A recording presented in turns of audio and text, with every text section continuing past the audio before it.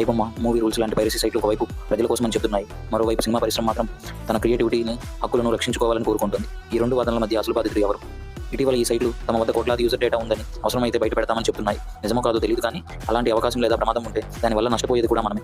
నిజంగా ప్రజల కోసం పనిచేస్తే చిన్న సినిమాలను ఎందుకు పైరసీ చేస్తున్నారు? ₹1 కోటి కన్నా తక్కువ బడ్జెట్తో వచ్చిన సినిమాలు కూడా విడుదల రోజునే లీక్ అవుతున్నాయి.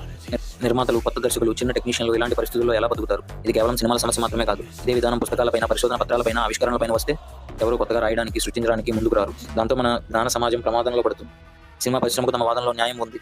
పైరసీ వల్ల వేల కోట్ల నష్టాలు జరుగుతున్నాయి, వేల ఉద్యోగాలు దెబ్బతింటున్నాయి. కానీ అదే సమయంలో టికెట్ ధరలు ఎక్కువగా ఉండడం, సినిమా డిజిటల్లో ఆలస్యంగా రావడం, గ్రామీణ ప్రాంతాల్లో అందుబాటు తక్కువగా ఉండడం కూడా నిజమే. ఇవే పరిస్థితులు పైరసీకి దారితీస్తాయి. కాబట్టి అసలు పరిష్కారం రెండు వైపులా మార్పు అవసరం. ప్రభుత్వం, పోలీసులు కఠినంగా చట్టం అమలు చేయాలి. పరిశ్రమ కూడా అందరికీ అందుబాటు అయ్యేలా ధరలు తగ్గించాలి. సినిమాలు త్వరగా డిజిటల్ విడుదల చేయాలి. మనం ప్రేక్షకులు కూడా జాగ్రత్తగా ఉండాలి. ఉచితం అనే పేరుతో చూసే కంటెంట్ వెనక దాగి ఉండే ప్రమాదాలు మన భవిష్యత్తుకు నష్టం కలిగించవచ్చు. ప్రజలు నమ్మకమైన వేదికలను ఎంచుకుంటే సినిమా పరిశ్రమ బలపడుతుంది. జ్ఞానం